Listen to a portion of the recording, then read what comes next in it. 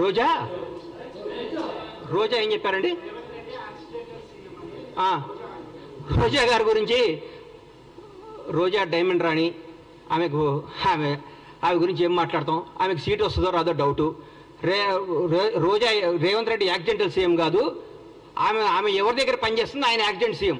రేవంత్ రెడ్డి గారు ఫైటర్ రేవంత్ రెడ్డి గారు ఫైటర్, పోరాడిన యోధుడు.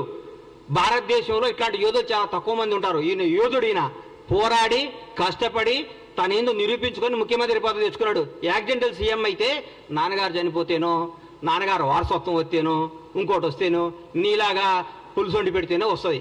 నువ్వు పులుసు వండి పెట్టావు కాబట్టి నువ్వు పులుసు పాపవు. నువ్వు వదిలేయి. నువ్వు రేపో మాపో మాజీ అవుతావు. ఆ మాజీ ఈ మాజీ కలిసి పెట్టి ఇక్కడ వచ్చి జబర్దస్త్ ప్రోగ్రామ్ చేసుకుంటా, పగల జబర్దస్త్ షూటింగు, నైట్ పూట ఏమో మాజీలు కలిసి తాజాగా కేజీలు తెచ్చుకొని పులుసు వండుకొని పెట్టుకోను. అంతేగాని మా ముఖ్యమంత్రి అనే స్థాయి నీది కాదమ్మా తల్లి. నువ్వు నీ స్థాయి కాదు. నువ్వు ఐటెం రానివి. నువ్వు ఐటెంలానే ఉండు.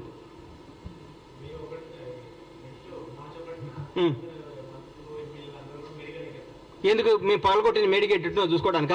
మేము దోసుకున్న మేడిగడ్డ ఎట్లా ఉందో చూసుకోవడానిక? మేము బీటీలు బాడిపోయిన మేడిగడ్డను చూసుకోవడానిక? అన్యాయం చేసిన కాళేశ్వరం చూసుకోవడానిక? అక్రమాలు చేసిన కాళేశ్వరంలో ఏమేమి తప్పులు ఎట్లా వస్తాయో దీనికి ఎట్లా ఆన్సర్ ఇవ్వాలని వాళ్ళ ఎమ్మెల్యేలని వాళ్ళందరినీ తీసుకొని చూపించడానిక? పగిలిపోయింది కదా? పగిలిపోయిందా? మేము పగలగొట్టామా? మా ముఖ్యమంత్రి గారు, మా ఎమ్మెల్యేలు, మా మంత్రులపై పగలగొట్టి మీరు చూపించామా? మీరు కొట్టిన దాంట్లో పగిలిపోయింది. తప్పు ఒప్పుకోండి. దీన్ని బాగు చేయండి రా మా ప్రభుని ముఖ్యమంత్రి గారిని కోరుకోండి. దాన్ని ఎట్లా రిపేర్ చేయాలో, దాన్ని ఎట్లా ఓవర్కమ్ కావాలో, దాని ప్రజలకు ఎట్లా న్యాయం చేయాలో ఆలోచిస్తున్నాం. కానీ మీరు మేడిగడ్డ చూస్తేంది? పగిలిన మేడిగడ్డ అతుక్కుంటుందా? ఎట్లా ఎదుగు చూడండి. తప్పేముంది? మొన్నే రమ్మన్నారుగా ముఖ్యమంత్రి గారు మిమ్మల్ని అందరినీ ప్రతి ఒక్కరిని ఆహ్వానించారు కదా. ఆ రోజు తప్పించుకొని ఈ రోజు వస్తా అంటే మీరు ఎప్పుడైనా రండి. ఎవరిని?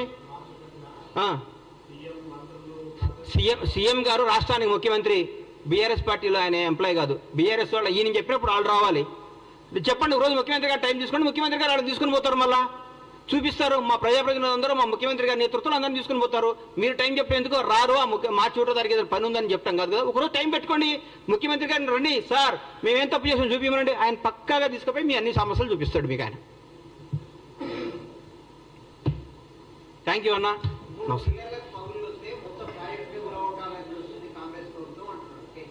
అన్నా ఒకటి గుర్తుపెట్టుకున్నా, ఒంట్లో ఒక ఏళ్ళకు షుగర్ వస్తే కాలు తీసేయరు, ఆ ఏళ్ళు తీసేస్తారు. ప్రాజెక్ట్ ఏం కూలగొట్టాలని చూడలేదు, దాన్ని రిపేర్ చేస్తే ఆ ఏళ్ళు తీసేస్తే పెరగకుండా చూస్తున్నారు.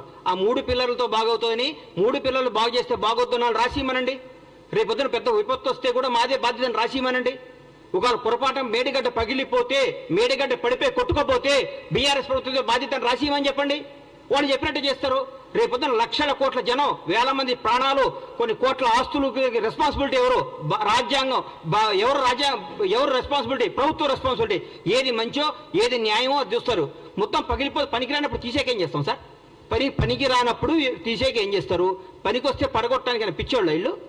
పడికి వస్తే ఇంతమందికి ఉపయోగపడేది ఉంటే ఎందుకు పడగొడతారు దాన్ని? మీరు తప్పు చేస్తున్నారు. మీరు 3 పిల్లర్లు వస్తే, మనిషిలో 3 పిల్లర్లు వస్తే రేపు 3 పిల్లలు 30 పిల్లలు కాకుండా దీన్ని అరికట్టాలి. లేకుంటే 3 పిల్లలు రిపేర్ అయితే కథ ఉందని బాగొద్దున్నాళ్ళు రాసిమనండి. ఈ మేడిగడ్డ, ఈ కాళేశ్వరం వల్ల ఏ నష్టం వచ్చినా, ఏ విపత్తు వచ్చినా ఏదైనా బాధ్యత మాది అని రాసిమనండి. దాని ప్రకారం పోదాం. రేపైనా పొరపాటు జరగడం జరిగితే కొన్ని వేల ప్రాణాలు, లక్షల ప్రాణాలు పోతాయి, కొన్ని కోట్ల ఆస్తులు అన్యాయం అయిపోతాయి. ఎవరు దానికి రెస్పాన్సిబిలిటీ? నువ్వా కేటీఆర్ రెస్పాన్సిబిలిటీ?